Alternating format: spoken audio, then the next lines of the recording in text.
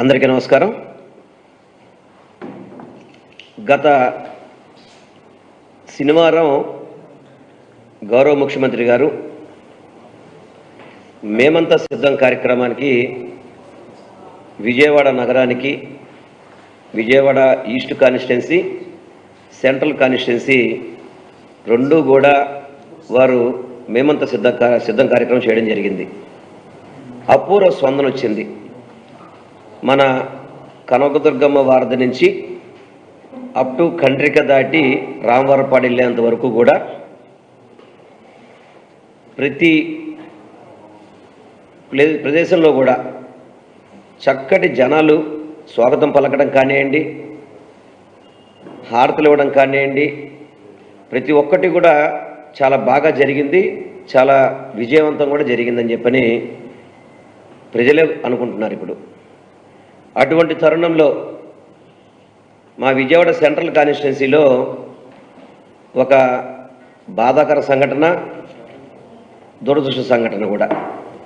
గౌరవ ముఖ్యమంత్రి గారిని హతమార్చడానికి తెలుగుదేశం పార్టీ నాయకులు గౌరవ ముఖ్యమంత్రి గారిని హతమార్చడానికి తెలుగుదేశం నాయకులు పన్నాగం పన్ని హత్యా ప్రయత్నం చేశారు వారి మీద. మీరందరూ కూడా చూశారు. ఆ రోజు జన సముద్రంలాగా ఉన్న ప్రదేశంలో ఒక రాయి పెట్టి గౌరవ ముఖ్యమంత్రి గారి మీద కొట్టగా ఈ ప్రాంతం అంతా కూడా గౌరవ ముఖ్యమంత్రి గారికి దెబ్బ తగలడం, దానికి కుట్లు కూడా పడడం జరిగింది. పక్కనే ఉన్న నాకు కూడా, ముఖ్యమంత్రి గారికి పక్కన ఉన్న నాకు కూడా ఆ రాయి నా కంటికి తగలడం, దాదాపు కళ్ళలో చాలా వరకు ఇబ్బంది కలిగే విధంగా ఇప్పటికి వారం రోజులైనా కానీ ఇబ్బంది పరిస్థితి మీరందరూ కూడా చూస్తున్నారు.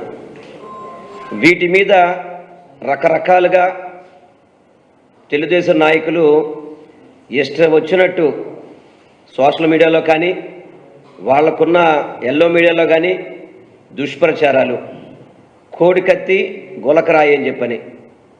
చాలా బాధాకరం, ఇది చాలా బాధాకరం. మీకు మీరే కొట్టించుకున్నారు సానుభూతి కోసం అని చెప్పని. మీరు జగన్మోహన్ రెడ్డి గారు సిద్ధం సభల నుంచి చూడండి ఒకసారి, జన సముద్రం ఏ విధంగా వస్తుందో. ఆ తర్వాత మేమంతా సిద్ధం, ఈరోజు పులివెందుల నుంచి ఈరోజు నిన్న కాకినాడ వరకు కూడా ఏ విధంగా రోడ్ షోలు కానీ, మీటింగ్స్ కానీ ఏ విధంగా జరుగుతున్నాయనేది ప్రజలందరికీ కూడా తెలుసు. ఎవరైనా కానీ చావు కొని తెచ్చుకుంటారా?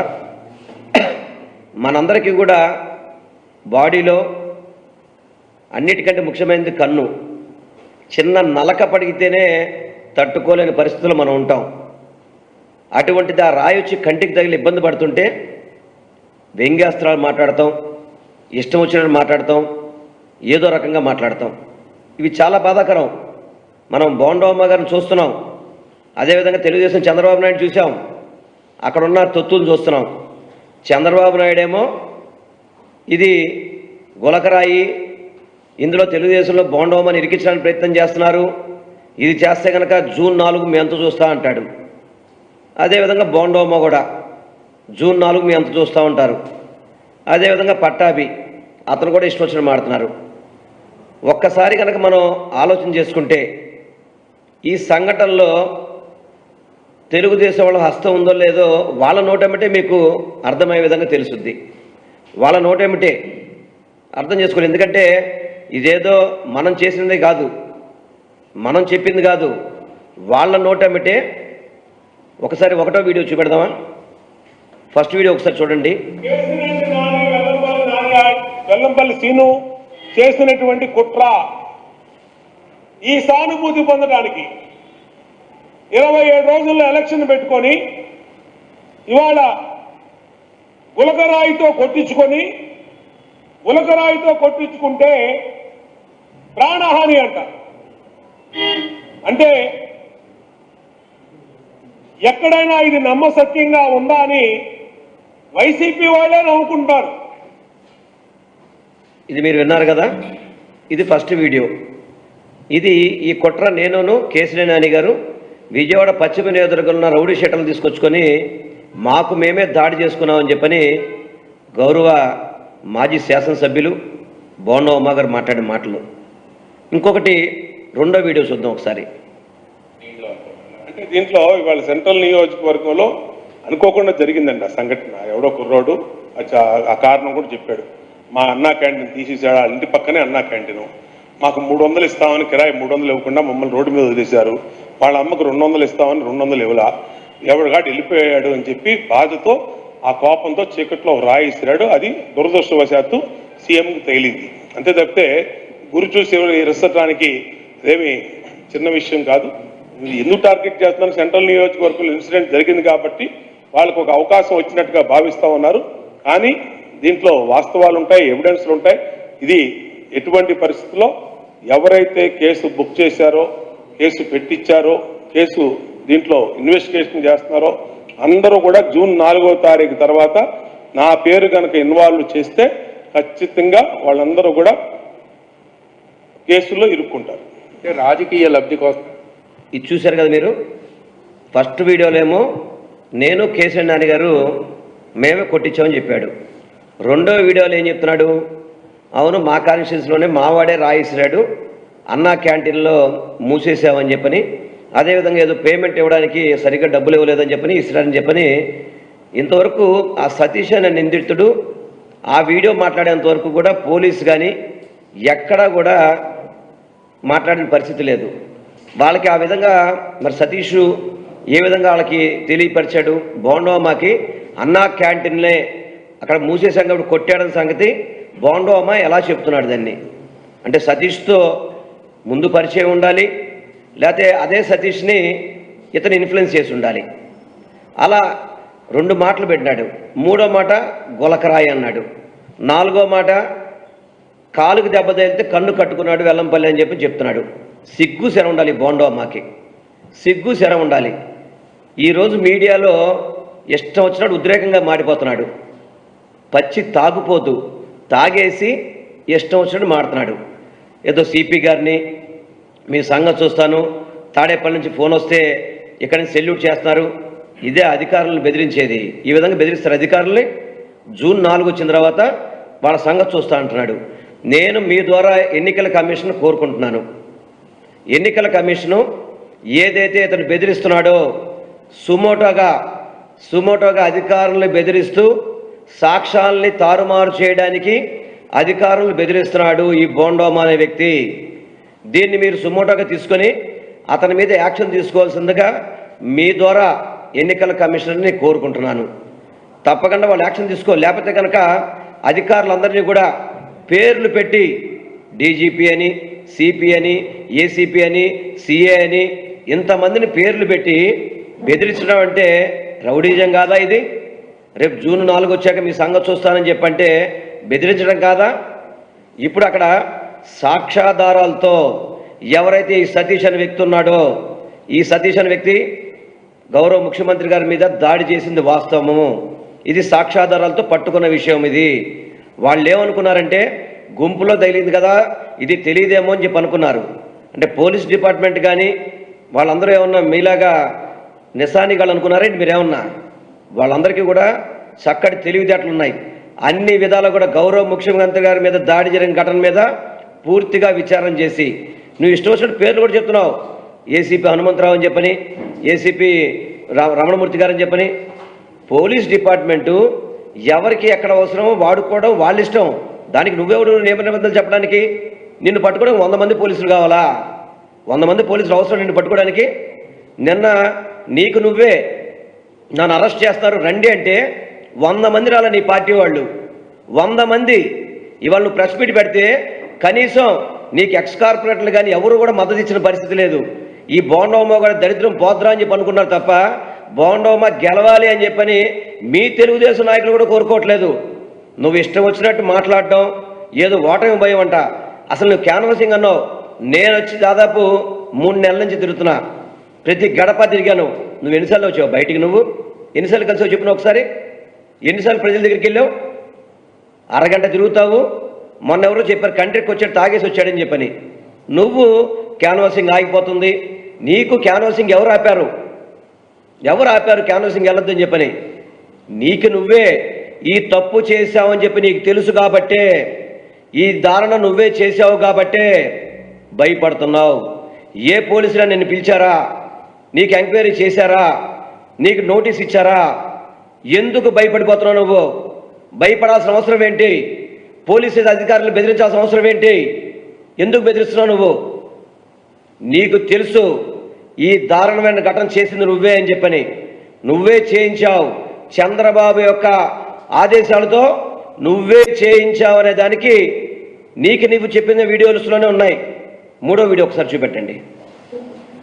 దుర్గారావు తెలుగుదేశం పార్టీ నాయకుడు, బీసీ నాయకుడు, దాంట్లో ఎటువంటి డౌట్ లేదు, దాంట్లో ఎటువంటి డిస్ప్యూట్ లేదు. ఆయన ఆ రోజు కూడా ఇక్కడే ఉన్నాడు. సీఎం దాడి జరిగింది వెనకాల రోడ్లో, ఇది మా కార్యాలయం, ఇక్కడే కూర్చుంటారు రోజు పొద్దున్న లెగిస్తే. ఒడ్డెర కాలనీలో వాళ్ళు కానీ, బీసీ నాయకులు కానీ, ఎస్సీ నాయకులు కానీ, ఎస్సీ కార్యకర్తలు అందరూ ఇక్కడే కూర్చుంటారు. ఎందుకంటే పార్టీ ఆఫీస్ ఇదే కాబట్టి ఇక్కడే ఉంటారు. వేముల దుర్గారావు తెలుగుదేశం పార్టీ కార్యకర్త అనే దాంట్లో మీకు ఎటువంటి డౌట్ లేదు, మేము కాదని అనే ప్రసక్తి లేదు. విన్నారు కదా? నిస్సిగ్గుగా మా నాయకుడు అని చెప్తున్నాడు. పైపెచ్చు దానికి అతను మా బీసీ నాయకుడు, అదేవిధంగా కోడికత్తేమో ఎస్సీ నాయకుడు అని చెప్తున్నావు. ఎస్సీల్ని బీసీల్ని ఇటువంటి రౌడీజాలకి అలవాటు చేసి వాళ్ళ జీవితాల్ని ఈ విధంగా చేస్తున్న వ్యక్తులు మీరే. ఎస్సీల్ని బీసీల్ని ఈ విధంగా రౌడీజం చేసి రౌడీజాన్ని ఉసుకొలిపే విధంగా రౌడీలుగా మార్చడానికి మీరు ప్రయత్నం చేస్తున్నారు. మా ముఖ్యమంత్రి గారు నా బీసీ, నా ఎస్సీ, నా మైనార్టీ, నా ఎస్టీ అని చెప్పని డిప్యూటీ సీఎం పదవులు ఇచ్చి అధికారంలో భాగం కల్పిస్తున్నాడు మా ముఖ్యమంత్రి గారు. అధికారంలో భాగం కల్పిస్తున్నారు. ఈరోజు ఎమ్మెల్యే టికెట్లో కూడా బీసీ, ఎస్సీ, ఎస్టీ, మైనార్టీలకు పెద్దపీట వేశారు ఆయన. మీ చంద్రబాబు లాగా ఎస్సీలో పుట్టాలని చెప్పని ఎవరైనా అనుకుంటారా అని చెప్పని కానీ, బీసీలు తోకలు కత్తిరిస్తామని చెప్పని కానీ ఏ రోజు కూడా మా ముఖ్యమంత్రి గారు ఆ విధంగా చూడలేదు. మా ముఖ్యమంత్రి గారు ఒకటే చెప్తారు, నా బీసీ, నా ఎస్సీ, నా ఎస్టీ, నా మైనార్టీ అని చెప్పని. వాళ్ళనేమో మేము పరిపాలనలో భాగం కల్పిస్తుంటే వాళ్ళని మీరు రౌడీజంగా, గోండాలుగా తయారు చేస్తున్నారు. ఇదే మీకు బీసీలు, ఎస్సీల మీద ఉన్న ప్రేమ? మాట్లాడితే ఒడ్రు కాలనీ అంటావు. ఒడ్రు కాలనీలు కూడా మేము మంచి కాలనీలుగా తీర్చిదిద్దాలని మా కోరిక. వాళ్ళకి కావలసిన సౌకర్యాలను కూడా మేము చేయాలనుకుంటున్నాం. మీరు ఒడ్రు కాలనీలాగా ఉంచాలని ప్రయత్నం చేస్తారు. మేము ఒడ్రు కాలనీలు కూడా బందర్ రోడ్డు, ఏలూరు రోడ్డు ఏ విధంగా అయిందో ఆ విధంగా అభివృద్ధి చేయాలని చెప్పే తపనున్న వ్యక్తులు మేమందరం కూడా.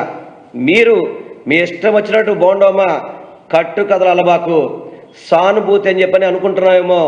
ముఖ్యమంత్రి గారి మీద హత్యా ప్రయత్నం చేసిన దానికి మా వైఎస్ఆర్సీపీ శ్రేణులంతా కూడా ఉడికిపోతున్నారు. జగన్మోహన్ రెడ్డి గారి అభిమానులంతా కూడా బాధపడుతున్నారు. నేను 3 రోజుల నుంచి డోర్ టు డోర్ క్యాంపెయిన్ చేస్తున్నాను. ఆ క్యాంపెయిన్లో కూడా చాలామంది అయ్యా ఈ తప్పు చేసిన వ్యక్తుల్ని వదలబాకండి, శిక్షించండి అని చెప్పని నీ గురించే చెప్తున్నారు తప్ప వేరే ఎవరూ చెప్పట్లేదు. నీకు సానుభూతి పెరుగుతుందేమో అని చెప్పని ఏదో నామినేషన్ వేసిన వ్యక్తిని అంటున్నావు. నువ్వు నామినేషన్ వేయడానికి నీతో మనుషులు కూడా రాలేదే నీతో పాటు. నువ్వు నామినేషన్ వేస్తారంటే నీ కుటుంబ సభ్యులు తప్ప వేరే వాళ్ళు కూడా ఒక్కళ్ళు కూడా నీతో పాటు రాలేదు. అది నీకు ఈరోజు సెంట్రల్ నియోజకవర్గంలో నీకున్న పేరు, మర్యాద. నువ్వు దిగజారిపోయావు. సెంట్రల్ నియోజకవర్గంలో డిపాజిట్ కోల్పోయే పరిస్థితి ఉంది నీకు. ఒకరోజు తిరగలేవు, ఒకరోజు పని చేయలేవు. కనీసం ప్రతిపక్ష పార్టీగా కరోనా టైంలో ఎప్పుడైనా ప్రజలను చూసావా? ఎప్పుడు చూసినా ఫారంలో కూర్చోడం, విలాసాలు చేయడం, తాగడం, తిరగడం తప్ప నీకేమైనా ఉన్నాయా? నువ్వు పెద్ద నీతిమంతుడిలాగా మేము జనాల్లో తిరగాలి, జనాల్లో ఉన్న వ్యక్తులం. అసలు జనాల్లో ఎప్పుడైనా నువ్వు కలిసావు? ఎప్పుడైనా కానీ జనాల్లో కలిసే నైజం నీకుందా? నీ ప్రవర్తన ఎలా ఉంటుందో ఎవరికి తెలీదా? నువ్వు పోలీస్ అధికారులు బెదిరిస్తున్నావు. నేను ఒక్కటే పోలీస్ కమిషనర్ కానీ అధికారులుగా కోరుకుంటున్నాను, ఇందులో సాక్ష్యాధారాలు సేకరించండి. 100కి 100 రూపాయలు చంద్రబాబు ఆదేశాలతోనే బోండా ఉమా టీం మాత్రమే చేశారు. దీంట్లో వాళ్ళందరూ కూడా తెలుగుదేశానికి చెందిన నాయకులు మాత్రమే, తెలుగుదేశం నాయకులతోనే చేయించాడు. ఇది హత్యా ప్రయత్నం. గౌరవ ముఖ్యమంత్రి గారిని హతమార్చడానికి చేసిన ప్రయత్నం ఇది. దీన్ని తక్కువగా ఆలోచించేబాకండి. బోండా ఉమాకి దీంట్లో అన్ని రకాలుగా కూడా ఆధారాలు దొరుకుతాయి. ఎందుకంటే నాకు బయట అనుకున్న మాట మళ్ళీ మీకు కూడా తెలియపరుస్తున్నాను. ఏదైతే సతీష్ అని చెప్పి ఈ వ్యక్తిని పట్టుకుంటే పోలీసులు ఆ మరుసటి రోజు ఉదయమే ఇదే దుర్గారాన్ని పంపించి బోండోమా అనే వ్యక్తి అదే స్కూటర్ మీద వాళ్ళ ఇంటికి తీసుకెళ్ళి అతన్ని బతిమాలుకున్న పరిస్థితి కూడా బయట మాట్లాడుతున్నారు. ఇవన్నీ బోండోమా చేసింది వాస్తవం. దీంట్లో అతను సానుభూతి మాటలకు ఎవరు నమ్మే పరిస్థితి లేదు. ఇటువంటి రౌడీల్ని, గోండాల్ని, కాల్మనీ చేసేవాళ్ళని, సెక్స్ రాకెట్గాళ్ళని విజయవాడ నగరంలో పనికి రారు అని చెప్పని 2019 నిరూపించారు. రేపు 2024లో కూడా డిపాజిట్ లాగా ఓడిస్తారు. ఎందుకంటే నువ్వేమన్నా స్వామీజీవా? నువ్వేమన్నా మంచోడివా? స్వతంత్ర సమరయోధులు భూములు కబ్జా చేస్తానికి ప్రయత్నం చేస్తావు, అక్కడ ఖాళీ స్థలాలు కనపడితే కబ్జా చేస్తావు. మీ కొడుకులేమో బైక్ ర్యాలీల్లో మనుషులను చంపించేస్తారు. అదేవిధంగా సెక్స్ రాకెట్ మనీ, ఏదైతే కాల్ మనీ కావచ్చు, ఇన్ని వీటిలో నువ్వు పెట్టుకున్న వాడివి. నువ్వేదో శ్రీరామచంద్రుడిలాగా నిన్నంట ఏదో మన రాత్రి అక్కడికి వెళ్ళారంటే శ్రీరామనవమి మా ఇంట్లో పూజ చేసావంట. ఎందుకయ్యా అబద్ధాలు చెప్తారు? దేవుడి మీద కూడా అబద్ధాలు ఆడతారా మీరు? అబద్ధాలు ఆడతారా? నేను ఒక్కటే చెప్తున్నా, బోండోమా బెదిరించబాకు. మేము కూడా ఈసీతో కంప్లైంట్ చేస్తాం నీ మీద. అధికారులను బెదిరిస్తున్నాడు, సాక్ష్యాలు తారుమారు చేస్తున్నాడు. దయచేసి బోండోమా మీద చర్యలు తీసుకోవాలని చెప్పని మేము కూడా ఎన్నికల కమిషన్ కలుస్తాము. తప్పకుండా నీ మీద చర్యలు తీసుకోమని చెప్తాము. అన్ని విధాలా కూడా ఎవరైతే దోషులు ఉన్నారో వదిలే సమస్య లేదని చెప్పని మాత్రం మీ ద్వారా నేను తెలియపరచుకుంటున్నాను.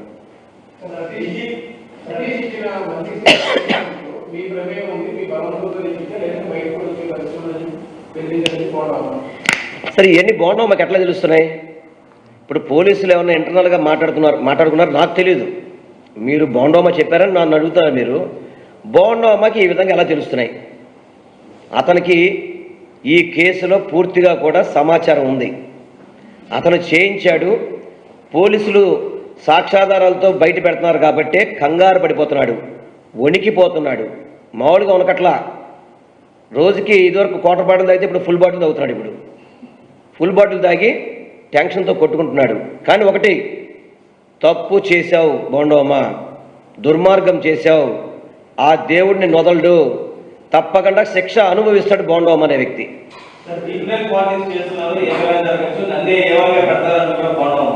ఒకటి, ఆధారాలు ఉంటే ఏమనగా పెడతారు, తప్పే ఉంది దాంట్లో. ఆధారాలు పోలీసులు దొరికినాయనుకో పెట్టకూడదు అతని మీద.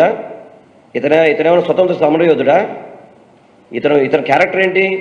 Rowdyism, goondaism, call money, sex రాకెట్లు, వీటన్నిటికీ ఆజ్యం ఇతను కాదా అంటున్నా. తప్పకుండా సాక్ష్యాలు దొరికితే కఠినమైన చర్యలు మాత్రం తీసుకుంటారు, దాని డౌట్ లేదు దాంట్లో.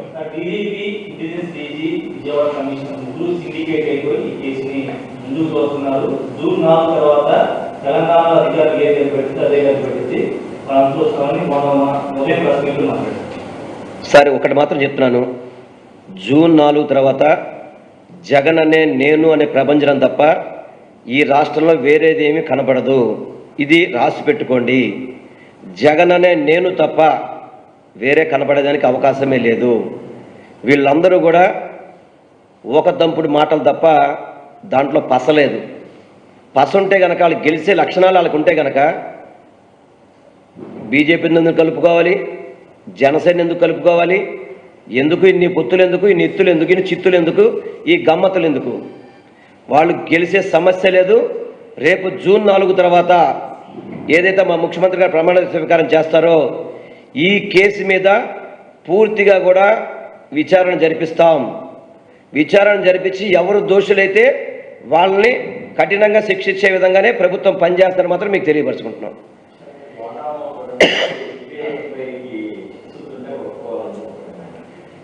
ఇదే సిబిఐని ఈ రాష్ట్రానికి రాకూడదని అసెంబ్లీలో తీర్మానం చేసింది ఎవరండి?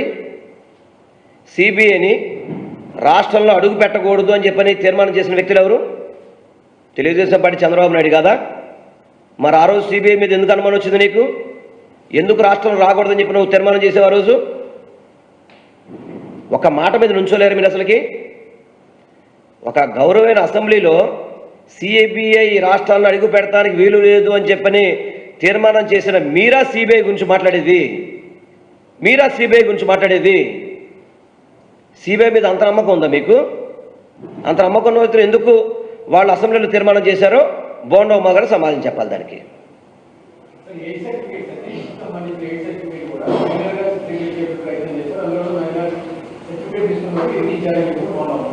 సార్, ఒకటి ఏం జరిగిందనేది సర్టిఫికెట్స్ అన్నీ కూడా సబ్మిట్ చేసినా తెలుస్తాయి. ఇతనికి ఇన్ని విషయాలు ఎలా చేసినా నాకు అర్థం కావట్లేదు ఇప్పటికీ. ఇతనికి సతీష్ గురించి అంత డీప్గా దుర్గారావు అంటే వాళ్ళ పార్టీ వ్యక్తి అని చెప్పన్నాడు. రాయేసిరింది సతీష్ అని చెప్పి ఒప్పుకున్నాడు కదా. అతని విషయాలు ఇంత లోతుగా ఎట్లా తెలిసిన ఆయనకి? ఇతను చేయించాడు కాబట్టే, వాళ్ళతో వీళ్ళకి పరిచయం ఉంది కాబట్టే, వాళ్ళతో వీళ్ళకి సంబంధాలు ఉన్నాయి కాబట్టే ఇవన్నీ మాడుతున్నాడు. ఇవన్నీ కూడా కోర్టులో ఆధారాలు చూపెడతారు, కోర్టులో దాని మీద ఫైట్ చేస్తారు. దాని డౌట్ లేదు దాంట్లో.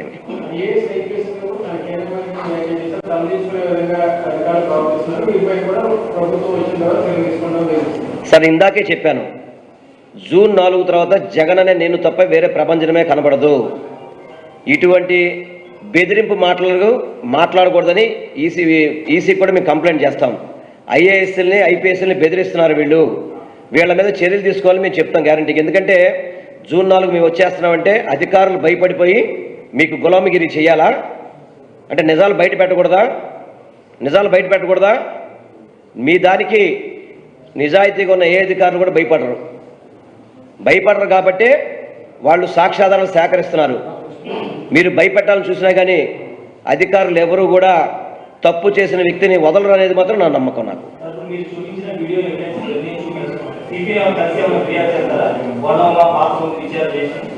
అంటే మేము ఒకటే చెప్తాను అనుకున్నాం కదా, ఎలక్షన్ కమిషన్నే కంప్లైంట్ చేయదలుచుకున్నాం. కంప్లైంట్ చేసి బోండమ్మ బెదిరిస్తున్నాడు కాబట్టి సుమోటోగా అతని మీద కేసు పెట్టాలని మాత్రం కోరుకుంటాను.